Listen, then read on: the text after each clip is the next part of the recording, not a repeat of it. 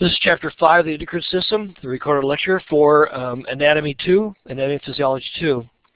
The endocrine system, the overview. The endocrine system acts with the nervous system to coordinate and integrate activity of the body cells. It influences metabolic activities by means of hormones that are secreted by the endocrine glands and transported within the blood. The responses occur more slowly, but tend to last longer than those of the nervous system, but they support, if you will, and enforce the nervous system. Some organs produce both hormones and exocrine products, i.e. the pancreas and the gonads actually produce an endocrine and an exocrine product, if you will. The hypothalamus has both neural and endocrine functions. We'll talk about that. And other tissues and organs that produce hormones include the adipose cells, the thymus gland, cells in the wall of the small intestine, the stomach, the kidneys, and the heart. The glands, the primary glands of the endocrine system include the pineal gland, which is located in the skull and the brain, hypothalamus, which is also located in the mid part of the brain, the center part of the brain, and the pituitary gland, which is located just inferior to the hypothalamus. The thyroid gland, which is located in the neck, if you will, and the parathyroid glands, which are located on the posterior dorsal aspect of the thyroid glands. We'll show those in a minute. The thymus, which is located mid-chest, just substernally. The adrenal glands, which are located at like top hats on the top of each kidney. The pancreas, which is located in the abdominal cavity. The ovaries, which are located in the pelvic cavities, just lateral to the uterus. And the testes, which are located in the scrotal sac of males. Hormones are chemical messengers that produce long-distance chemical signals that travel in the blood or lymph. There are other kinds of chemical messengers, the autocrines and the paracrines. The autocrines are chemicals that exert effects on the same cells that secrete them, and paracrines, which act locally, but they affect cells other than those that secrete them. But autocrines and paracrines are local chemical messengers, and they're not really considered part of the endocrine system proper. There are two main classes of hormones. There are amino acid-based hormones, and steroids. Amino acid-based hormones include amines, thyroxine, peptides, and proteins, where steroids include the gonadal and the adrenal cortical hormones, and they're synthesized from cholesterol. Hormone action on target cells starts out by when you're talking about they alter the plasma membrane permeability of the membrane potential by opening or closing ion channels. That stimulates synthesis of proteins or regulatory molecules. That activates or deactivates enzyme systems. That induces secretory activity, and it can also stimulate mitoses.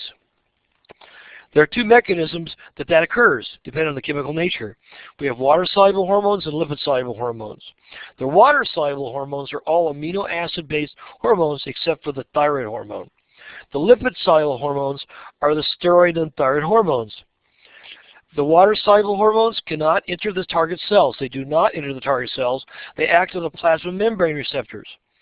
And they are coupled by G proteins to intracellular secondary messengers, second messengers that mediate the actual response intracellularly. The lipid-soluble hormones, the steroid and thyroid hormones, actually enter the cell and act on intracellular receptors that directly activate genes within the cell proper.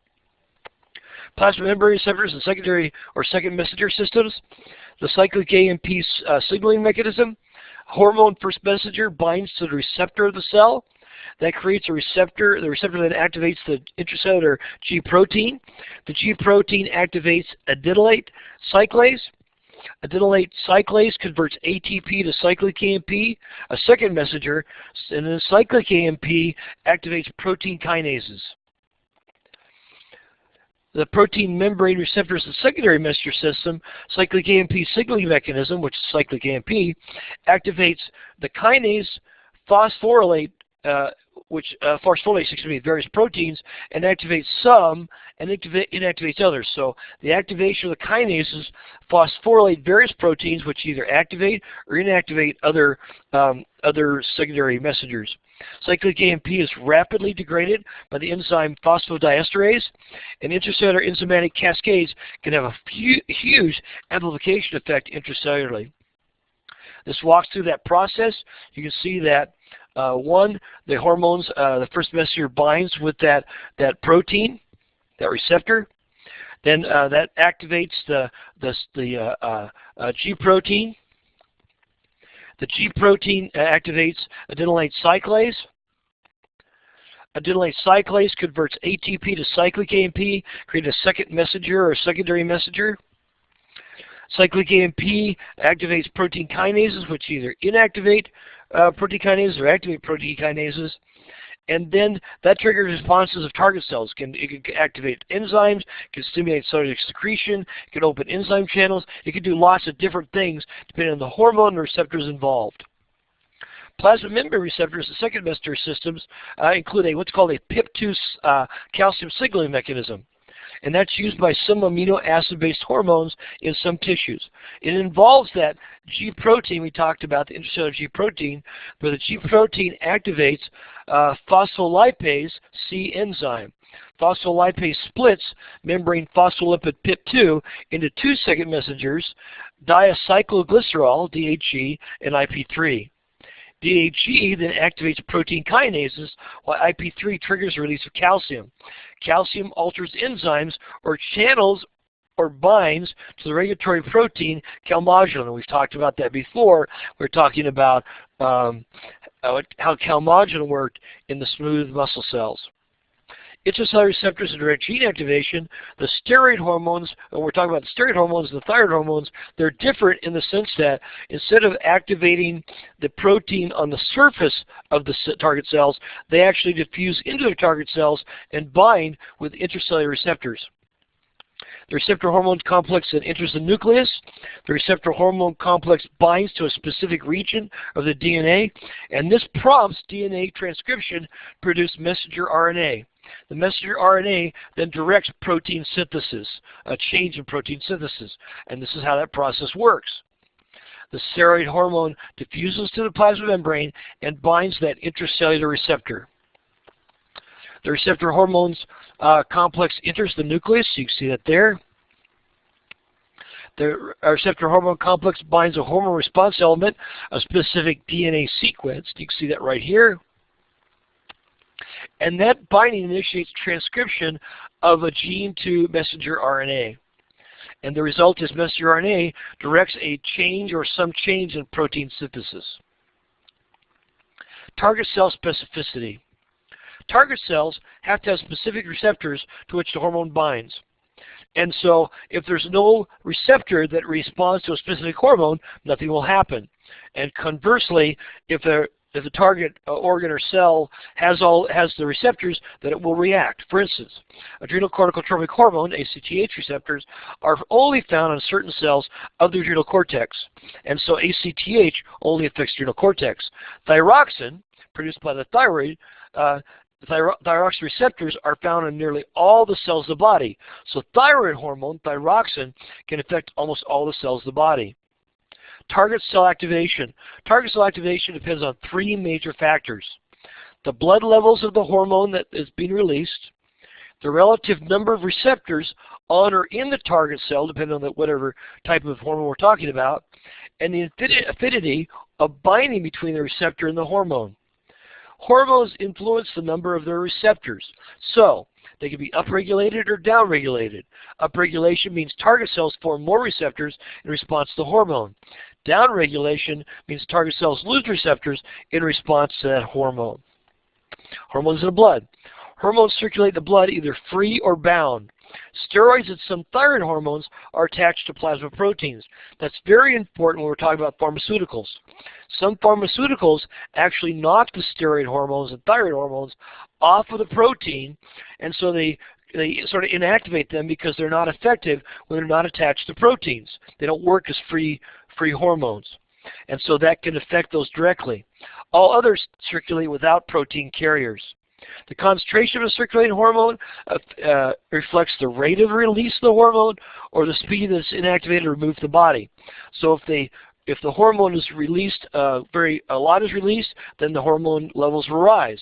On the other hand, if the hormone rate is constant, but the speed of inactivation is slowed, or the removal from the body is slowed, then the levels will rise.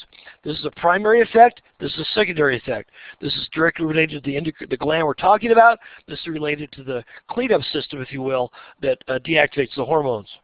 Hormones are removed by the blood by three methodologies. There are enzymes that break down those hormones. There's a breakdown by the kidneys or excretion by the kidneys in the urine, or there's a breakdown by the liver. And hormones are measured based on what's called their half-life. That's a term we tend to use with lots of things, including pharmaceuticals. And the half-life, by definition, is the time required for a substance, in this case hormones, their blood levels decrease by 1/2 of its original potency. So if the original potency of the hormone was 10 micrograms, or micrograms per milliliter, and it falls to 5 micrograms per milliliter, then it's reached its half-life, as it's called.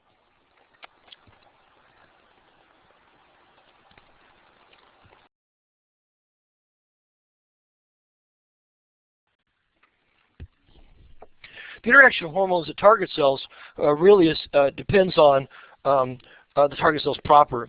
There are multiple hormones that may interact in several ways through a process of permissiveness, synergism, or antagonism. Permissiveness is really one hormone cannot exert its effect without another hormone being present. So the second hormone must be available for the first hormone to have effect. We have synergism, where more than one hormone produces the same effect on a target cell. And we have antagonism, where one or more hormones oppose the action of another hormone. The really good example of that is parathyroid hormone and thyrocalcitonin or calcitonin. One attempts to raise the calcium levels in the blood, the other attempts to lower the calcium levels of the blood. The control of hormone release is really based on blood levels of hormones. They're controlled primarily through a negative feedback system. There are some positive feedback loops in the endocrine system, but most of them are negative feedback system. And the goal of those hormones, if you will, the endocrine glands, is really to support homeostasis. So they vary only within a very normal, desirable range. Hormones are synthesized and released through responses: a humoral response, a neurostimuli, and a hormonal stimuli. Humoral stimuli is when changing blood levels of ions and nutrients directly stimulates the secretion of hormones. An example, calcium levels in the blood.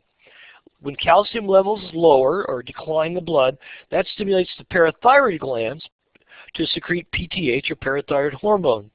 PTH causes calcium concentrations to rise in the blood, and then the stimulation is removed because the blood levels then rise, and that stimulation to secrete PTH goes away. How does it work? If you remember from the skeletal system, PTH actually causes the osteoclast cells of the bone, or to break down the bone, if you will, and break down that mineral calcium phosphate into calcium and phosphate, precalcium, pre-phosphate, and thus increase the calcium levels of the blood from that degradation of bone. And this kind of tracks that, if you will. Capillary blood contains low concentration of calcium, which stimulates the secretion of parathyroid hormone by the parathyroid glands. You can see that process right there. You'll also see by this slide this is the thyroid. We're looking at the posterior aspect of the thyroid. This is really a trachea, would be located there. And you see that the parathyroid glands are located on the posterior aspect of the thyroid proper. We have neurostimuli. Nerve fibers stimulate hormone release. For instance, sympathetic nervous system fibers stimulate the adrenal medulla to secrete catecholamines. What are catecholamines? Well, epinephrine and norepinephrine. So the preganglionic sympathetic fibers stimulate the adrenal medulla cells, if you will, to secrete catecholamines, that's epinephrine and norepinephrine, which support that sympathetic response, that fight or flight response, if you will, or substantiate it and make it last longer. Hormones stimulate other endocrine organs to release their hormones. And this is really, there's some really good examples, if you will, of this in the anterior pituitary. Hypothalamic hormones stimulate the release of most anterior pituitary hormones. So the hypothalamus creates hormones that stimulate the release of most anterior pituitary hormones. The anterior pituitary hormones stimulate targets to secrete still more hormones. So the anterior pituitary, which is often called the master gland, releases hormones that stimulates other target endocrine glands. That hypothalamic pituitary target endocrine organ feedback loop is where hormones from the final target organs rise and then inhibit the release of the anterior pituitary hormones that were initiated because of the low levels. Here's a track of that. The hypothalamus secretes hormones that stimulates other endocrine glands to release hormones. The hypothalamus, if you will, secretes hormones which stimulate the anterior pituitary gland to secrete its hormones that in this case affect the thyroid gland, the adrenal cortex, and the testes.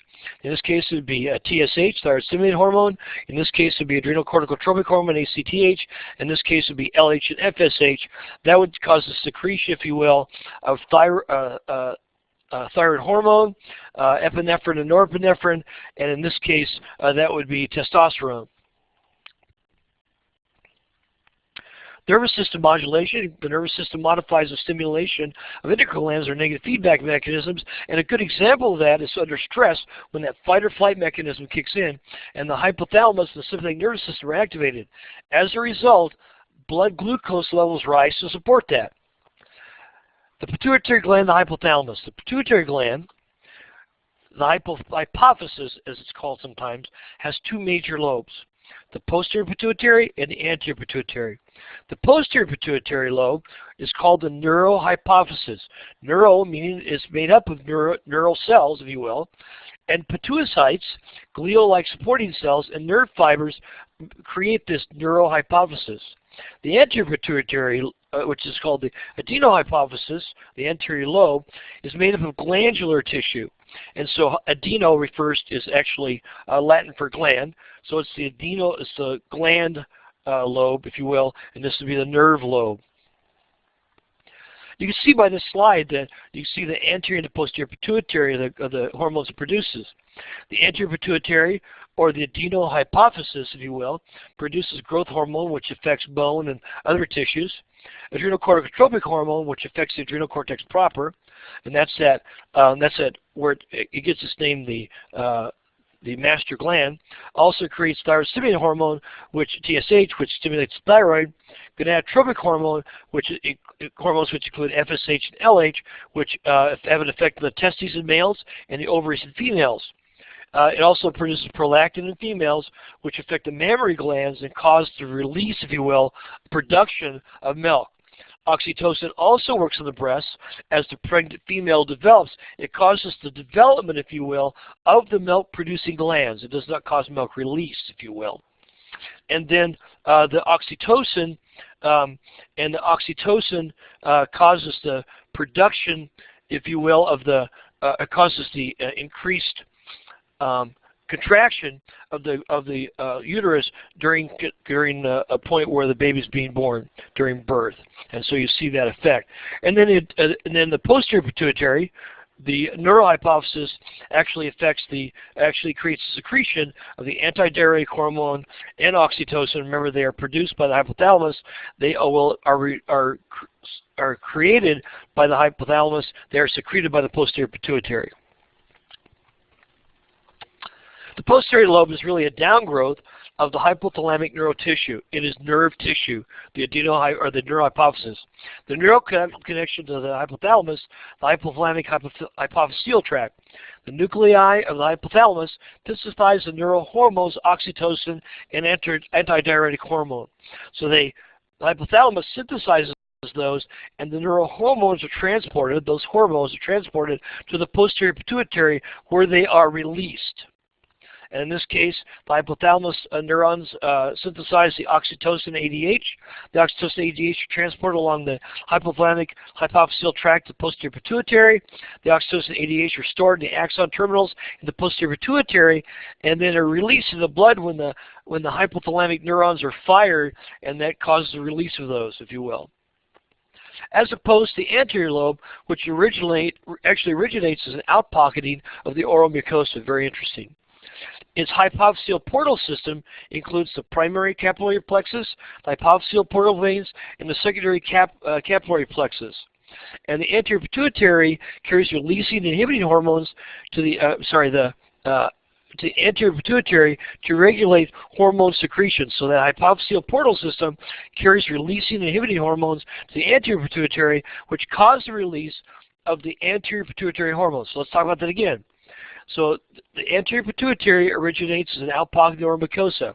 The apophyseal portal system, made up of three groups, three entities, if you will, carries releasing inhibiting hormones from the hypothalamus down to the anterior pituitary to cause the release of hormones by the anterior pituitary. When appropriate stimulated, the hypothalamic neurons secrete releasing and inhibiting hormones into the primary capillary plexus. The hypothalamic hormones travel through the portal veins to the anterior pituitary, where they stimulate or inhibit the release of hormones from the anterior pituitary.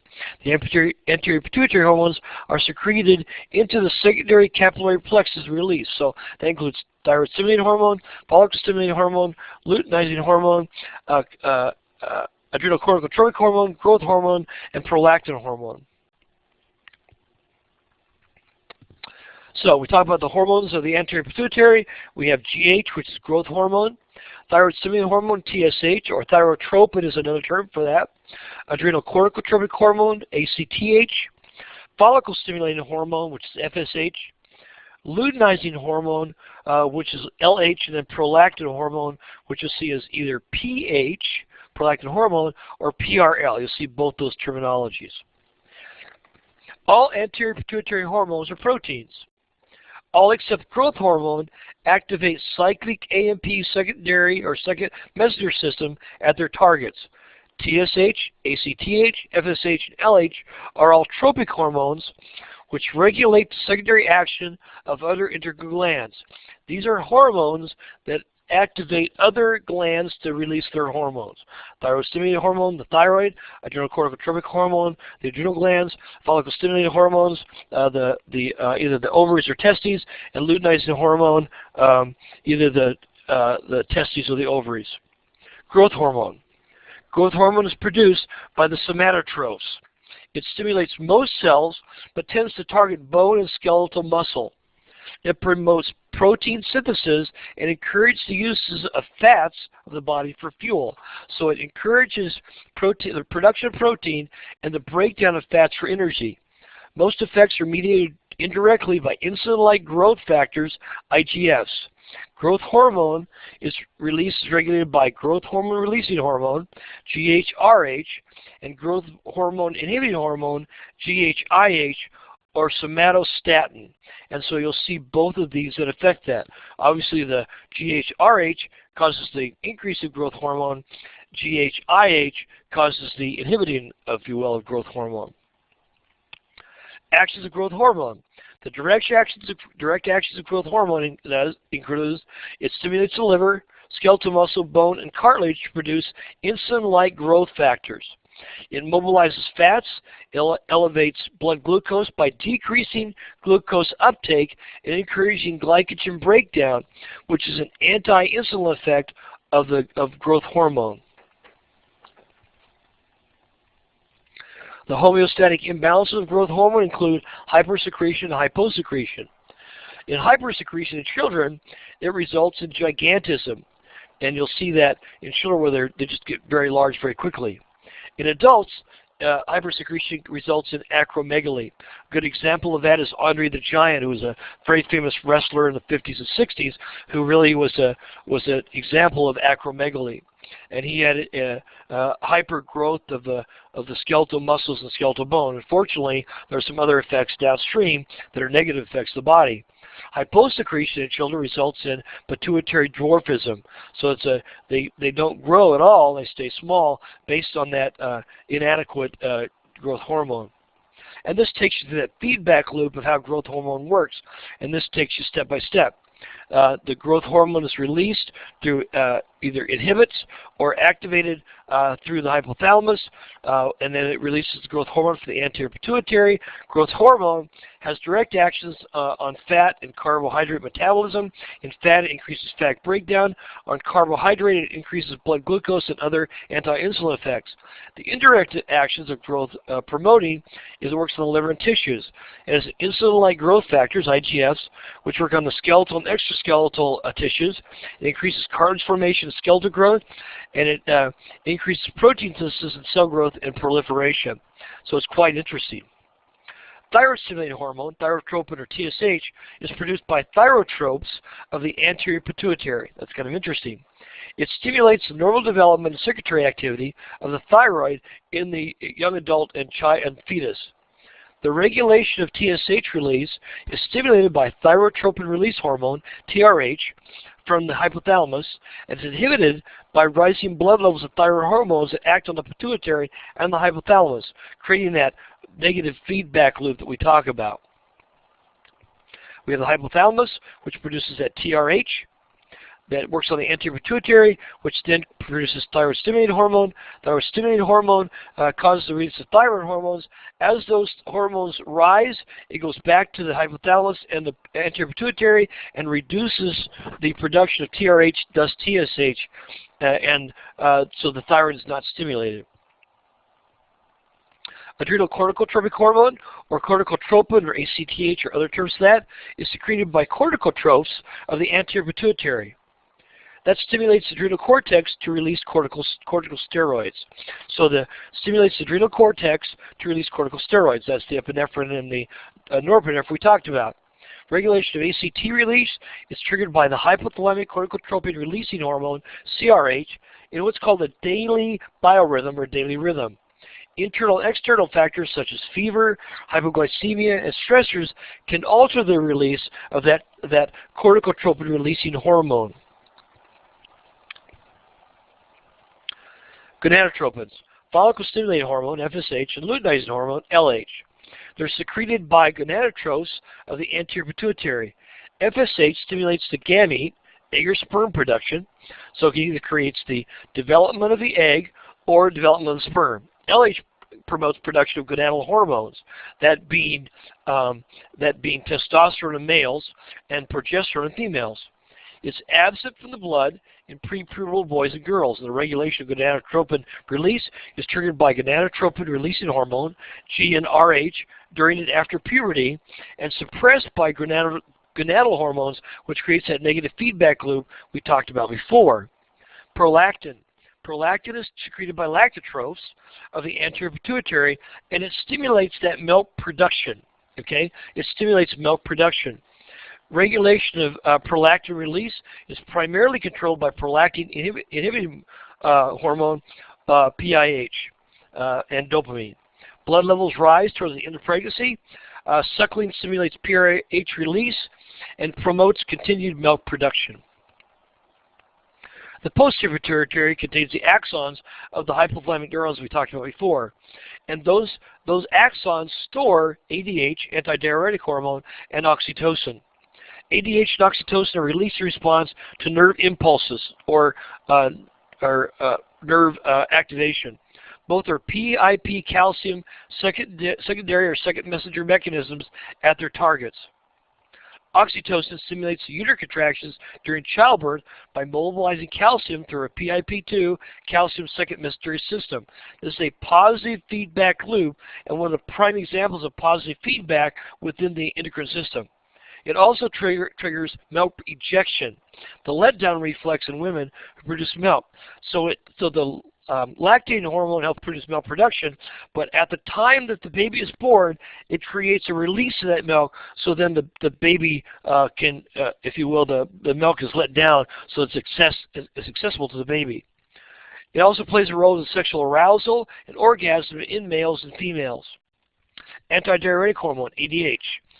The hypothalamic osmoreceptors respond to changes in the solute concentration of the blood. If the solute concentration is high, osmoreceptors depolarize and transmit impulses back to the hypothalamic neurons. ADH is then synthesized and released, which inhibits urine formation. So as the ADH rises, less urine is created. If the solute concentration is low, ADH is not released, which allows water loss and increased production of urine. It's important to note that alcohol actually inhibits ADH release and causes copious urine output. So alcohol if you will, blocks ADH release, and that's why there's increased urination, or alcohol works as a diuretic, if you will. Homostatic imbalances of ADH. ADH deficiency creates diabetes insipidus, very different from diabetes mellitus. And it causes an extremely large output of urine and intense thirst. You'll hear that term polydipsia. ADH hypersecretion, which can occur after neurosurgery, trauma, or is sometimes secreted by cancer cells, creates a syndrome of inappropriate ADH secretion, SIADH. So hypersecretion would mean that you would retain the fluid, if you will, and would not, you'd have so much ADH that you wouldn't create much urine. Thyroid gland. It consists of those two lateral lobes like a butterfly, and those are attached by a median mass called the isthmus, if you will, or the attachment of those two butterfly lobes in the center part. It's composed of follicles that produce the glycoprotein thyroglobulin. A colloid made up of thyroglobulin plus iodine fills the lumen of the follicles and is the precursor of the thyroid hormone. Parafollicular cells produce the hormone calcitonin. So it's important to know that colloid fills the lumen of follicles and is the precursor of thyroid hormone, but parafollicular cells produce that hormone calcitonin, which is an antagonist of parathyroid hormone. This gives you a look at what we're talking about. We're looking at the thyroid. This is looking at the anterior view. You see the two wings, if you will, or the lobes of the thyroid. There's that isthmus, if you will, that connects the two. And you get a good look at the colloid-filled cells where the thyroid hormone is produced, and the parafollicular cells, if you will, where the thyroid calcitonin or the calcitonin is produced. Thyroid hormone, or TH, there are actually two related compounds, T4 and T3. T4 is called thyroxine. T3 is triiodothyronine. Thyroxine has two tyrosine molecules plus 4 bound iodine atoms. It's very important to note that you cannot produce thyroid hormone without iodine. And so it's most abundant, the T4 is the most abundant of the two compounds. It's produced in adequate amounts. Diet must contain sufficient iodine. If you look at the salt produced, you'll see it's iodized salt. And the reason that is because if we don't have enough iodine, the thyroid starts to enlarge and develop into what's called a goiter.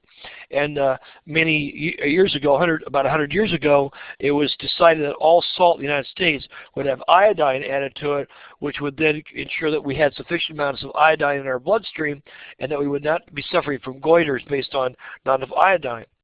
T3, triiodothyronine, has 2 tyrosines and 3 bound iodine atoms. It is less abundant, but it's more potent. And it's considered by physiologists to be the principal thyroid hormone. So that it's important to note that there's more T4 and less T3, but that T3, if you will, is the more potent and is considered by physiologists to be the principal thyroid hormone. So there's kind of like 2 thyroid hormones, one being T4, one being T3. Thyroid hormone, T3 plus T4, is really the major metabolic hormone. It increases the metabolic rate and heat production, causing a calorigenic effect. It plays a role in the maintenance of blood pressure, the regulation of tissue growth, the development of skeletal nervous systems, and reproductive capabilities. So it does a lot of different things. Thyroglobulin, the synthesis of thyroid hormone is thyroglobulin, is synthesized and discharged into the follicle lumen. Iodides, I-, are actively taken into the cell, oxidized to iodine, I2, and then released to the lumen. Iodine attaches to tyrosine, mediated by peroxidase enzymes. Iodinated tyrosines link together to form those T3 and T4 hormones we talked about. Colloid is endocytosed and combined with the lysosome, and T3 and T4 are cleaved and then diffused in the bloodstream. And this talks about that right here. Step 1, you can see that thyroglobulin is synthesized and discharged into the follicle lumen. Step 2, iodide is trapped, actively transported in. Step 3, iodine is oxidated to iodine. Step 4, iodine is attached to tyrosine in colloid, forming DIT and MIT. Thyroglobulin colloid, you know that. Iodinated tyrosines are linked together to form T3 and T4. thyroglobulin colloid is endocytosed and combined with lysosomes, here if you will. And at that point, lysosomal enzymes cleave the T3 and T4 from the thyroglobulin colloid, and the hormone is diffused in the bloodstream. Very interesting process. Transport and regulation of thyroid hormone, T4 and T3 are transported by thyroxine binding globulins, or TBGs. Those are proteins, if you will. Both bind to target receptors, but T3 is 10 times more active than T4. In the peripheral tissues, T4 is converted to T3. Interesting. So the thyroid gland produces T3 and T4. T3 is the more potent, but in the peripheral tissues, some of the T4 or T4 is ultimately converted to T3. There's a negative feedback relation of thyroid hormone, where the rising thyroid levels provide negative feedback inhibition on release of TSH from the anterior pituitary. Hypothalamic thyrotropin releasing hormone, TRH, can overcome the negative feedback during pregnancy or exposure to cold, because it needs to produce more thyroid hormone in those cases. Hypothalamus produces TRH, works in the anterior pituitary to produce thyroid-stimulating hormone. Thyroid-stimulating hormone works on the thyroid gland, produces those thyroid hormones, T3 and T4, works on the target cells. There's a negative feedback loop which inhibits the hypothalamus from producing TRH and the anterior pituitary from producing TSH.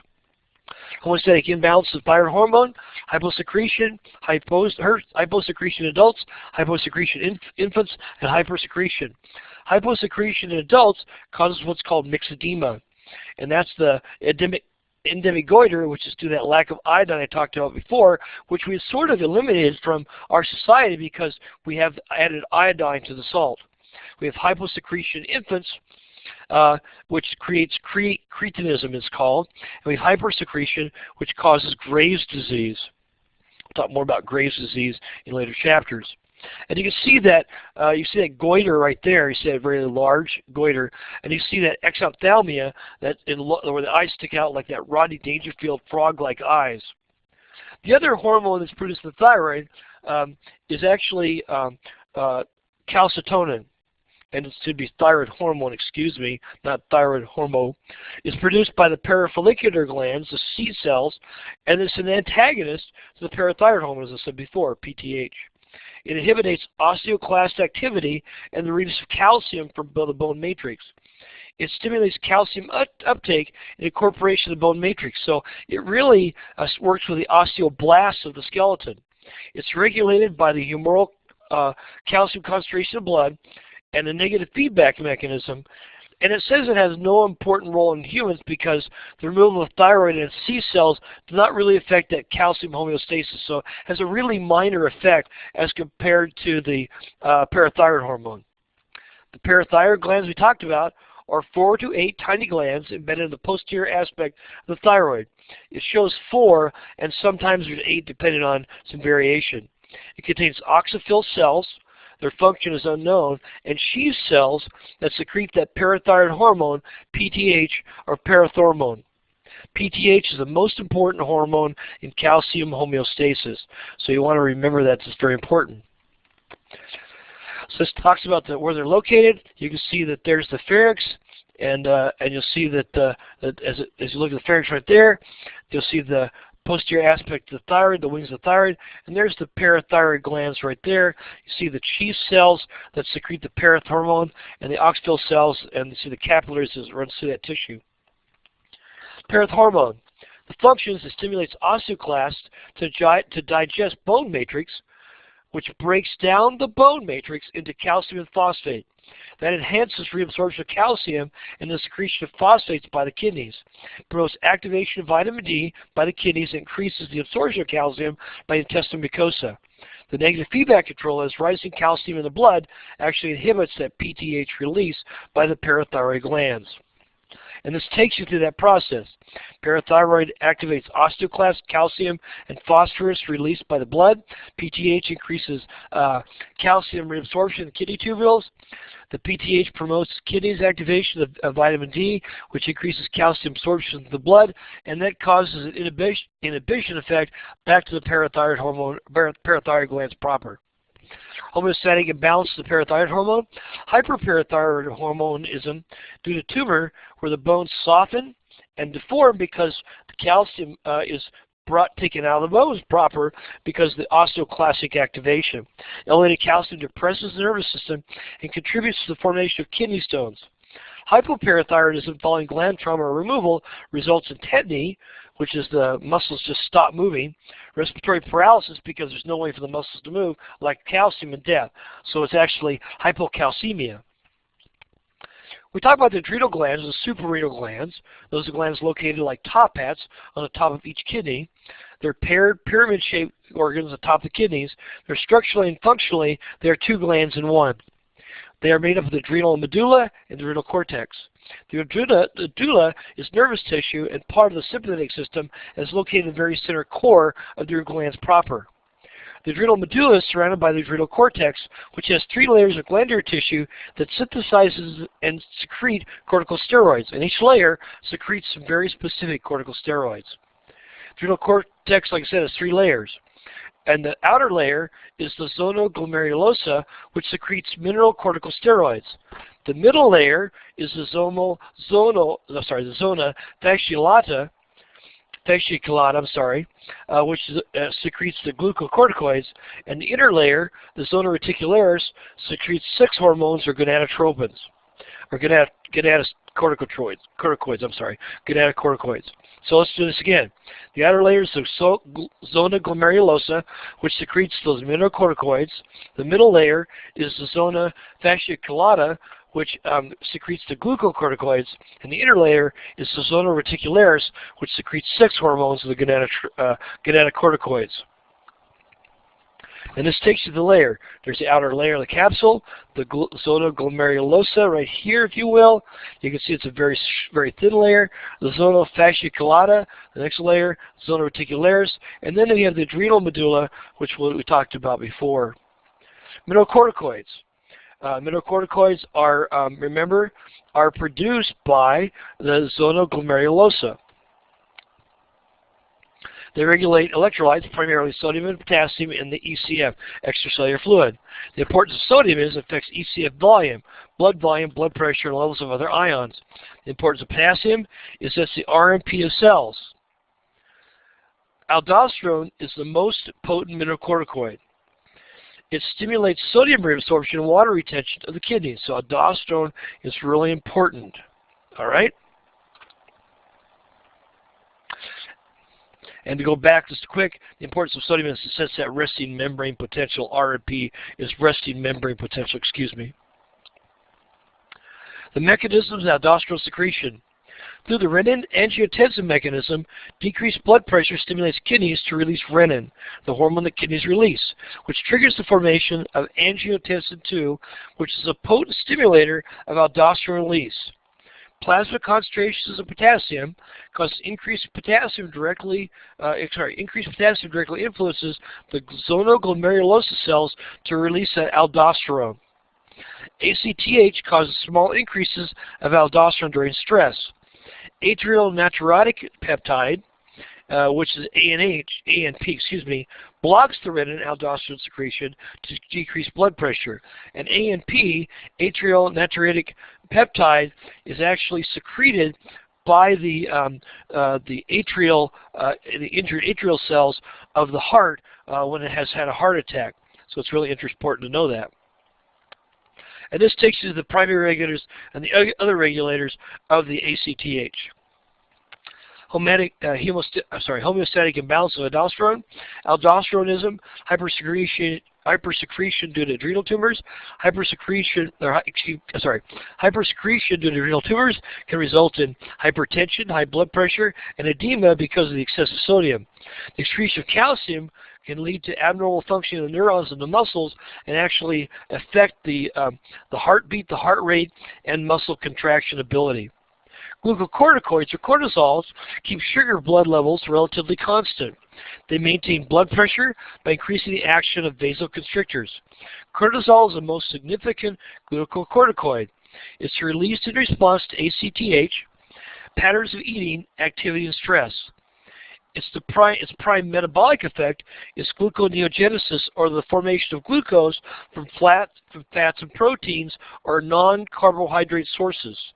It promotes the rise in blood glucose, fatty acids, and amino acids. Homeostatic imbalances of glucocorticoids. Hypersecretion causes Cushing disease, or Cushing syndrome. That depresses cartilage and bone formation. It inhibits inflammation. It depresses the immune system, and it promotes changes in the cardiovascular, neuro, and gastrointestinal function. Hyposecretion causes Addison's disease. It involves a deficit. It also involves a deficit of mineralocorticoids. So you get a decrease in glucose and sodium levels, which causes weight loss, severe dehydration, and high hypotension or low blood pressure. Patient before the onset of Cushing syndrome, patient after the onset, you see what's called a buffalo hump here. You get that hump on the back of the neck. This can also happen, by the way, on people who take high-dose steroids for an extended period of time. It causes a induced Cushing's effect. Gonadotropins, or sex hormones. Most are androgens, male sex hormones, testosterone-like, if you will, that are converted to testosterone tissue cells or estrogen in females. They may contribute to the onset of puberty, the appearance of secondary sex characteristics, or the sex drive. The adrenal medulla. Chromatin cells secrete epinephrine 8% and norepinephrine about 20%. These hormones cause blood glucose levels to rise in support of that sympathetic response system. They cause the blood vessels to constrict, the heart to beat faster. When I say blood vessels to constrict, it really is talking about the blood vessels that are not part of that sympathetic response. Cause the heart beat faster, the blood to be diverted to the brain, the heart, and skeletal system, thus increasing the blood vessel size in those core areas. Epinephrine stimulates metabolic activities, bronchodilation, blood flow to skeletal muscles in the heart. Norepinephrine influences peripheral vasoconstriction and blood pressure. We've talked about the alpha and beta receptors based on that. This takes you through that process, if you will, and you can go through that in your book. The pineal gland. The pineal gland is a small gland hanging from the roof of the third ventricle. That's one of the reservoirs of the cerebrospinal fluid in the skull. Pineal cytes secrete melatonin, which is derived from serotonin. Melanin may affect the timing of sexual maturation and puberty, day and night cycles, your biorhythms, physiological processes, slow rhythmic variations, body temperature, sleep, and appetite. Melatonin is a hormone that's often used to help manage sleep for people who have insomnia, and so it seems to help people sleep better when it's managed. The pancreas. Pancreas is really a spectacular organ in the sense that it's exocrinic as well as endocrinic. It's a triangular gland that's located primarily behind the stomach, and as it says here, it has both exocrine and endocrine cells. Acinar cells, the exocrine cells, produce an enzyme-rich juice for digestion, which we'll talk more about when we get into the digestive system. The pancreatic islets, the islets of Langerhans, contains the endocrine cells, and they have alpha and beta cells.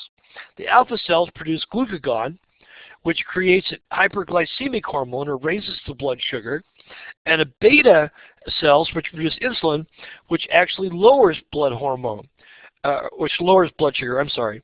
Now it looks like those would work in antagonistic to each other, but in truth they create a 1-2 punch. And this talks about the pancreatic islets of Langerhans. You can see the glucagon producing cells and the insulin producing cells we look through there. And there's the acinar cells, which are those exocrine gland cells. Glucagon, the major target is liver, where it promotes glyconeogenesis of the breakdown of glycogen to glucose. And it produces glyconeogenesis, which helps to produce glucose from non-carbohydrate sources like lactic acid and non-carbohydrates. And it causes the release of glucose in the blood. It causes that rise of glucose, which then allows the insulin, which lowers the blood glucose by driving that excess glucose into the muscles proper. So glucagon causes increase of blood levels of glucose, glucagon increases the blood levels of glucose and allows that insulin, like that 1-2 punch, to take that free glucose and drive it into muscles where it's utilized. So it lowers blood glucose levels, it enhances membrane transport of glucose into fat and muscle cells, and it participates in neurodevelopment and learning and memory, and inhibits glyconeogenesis and gluconeogenesis. But it's a 1-2 punch that actually helps us to liberate our sources, if you will, of glucose and drive those into muscle cells proper.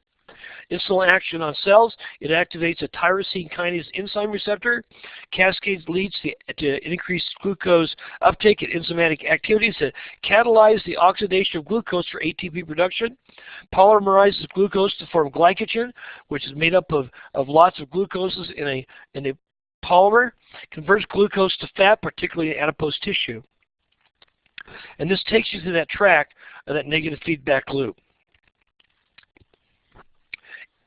Of course, the homeostatic imbalance of insulin are well documented. Diabetes mellitus, or DM, is due to the hyposecretion or the hypoactivity of insulin, or that the insulin itself is not functional. There are 3 cardinal signs of diabetes mellitus: polyuria, which is a high urine output; polydipsia, which is excessive thirst; and polyphagia, which is excessive hunger and food consumption. Hyperinsulinism, where the diabetes produces too much insulin, results in hypoglycemia because there's not enough blood sugar, not enough the insulin, if you will, forces all the blood sugar intracellularly, causes disorientation, unconsciousness, and ultimately death because you go into a insulin coma.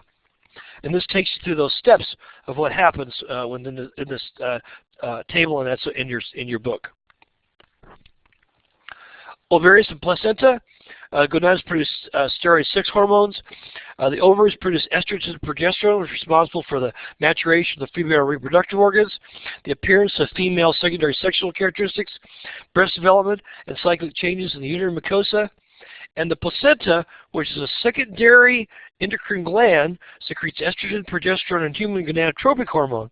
In a pregnant female, the placenta essentially becomes the primary source of estrogen and progesterone. HCG, if you will, human gonadotropic hormone, is what's measured in the urine when you do the pregnancy tests. So that most of the steroid hormones are, we talked about the androgens that are produced in the endocrine gland, or the adrenal glands. They produce a very small amount of sex hormones, but they're mostly produced in the gonads and the ovaries. That's going to be estrogen and progesterone. In the testes, those produce testosterone that initiates the maturation of male reproductive organs, causes the appearance of male secondary sexual characteristics and sex drive, and is necessary for normal sperm production. It maintains the reproductive organs in their functional state, so testosterone is very important. Other hormone-producing structures: the heart. Atrial natriuretic peptide, ANP, produces blood pressure, reduces blood pressure, blood volume, and blood sodium concentrations in the injured heart. So ANP, atrial natriuretic peptide, is produced primarily in the injured heart. And it makes sense. When the heart's injured, it's not as functional, and so what happens is it wants to reduce its workload, and it does that by releasing ANP. In the gastrointestinal tract, there are enteroendocrine cells. Gastrin stimulates the release of hydrochloric acid. The secretin stimulates liver and pancreas. And the cholecystokinin stimulates the pancreas, gallbladder, and hepatopancreatic sphincters. And finally, other hormone-producing structures: the kidneys produce erythropoietin, which signals the production of red blood cells. Interestingly enough, when patients have cancer of the kidneys, or they're on chemotherapy or radiation therapy, where the production of the marrow is decreased, they're given erythropoietin shots to help to stimulate the marrow to produce as much red blood cells as they can. The kidneys also produce renin, which initiates the renin-angiotensin mechanism. The skin produces a cholecalciferol, which is the precursor of vitamin D. Adipose tissue produces leptin, which is involved in appetite control and stimulates increased energy expenditure. Leptin is a hormone that causes you to be hungry. And so the more fat cells you get, the more leptin you produce. It kind of calls to itself. The skeleton has osteoblasts, and oxyocalcin prods the pancreatic beta cells to divide and secrete more insulin, improving glucose handling, reducing body fat. And finally, thymus produces thymulin, thymopoietins, and thymosins, which are involved in the normal development of T lymphocytes for the immune response. And we'll talk more about that in the immune system. So, we've gone over the endocrine system. We have traveled through from front to back, and this ends the lecture on the endocrine system. Thank you very much.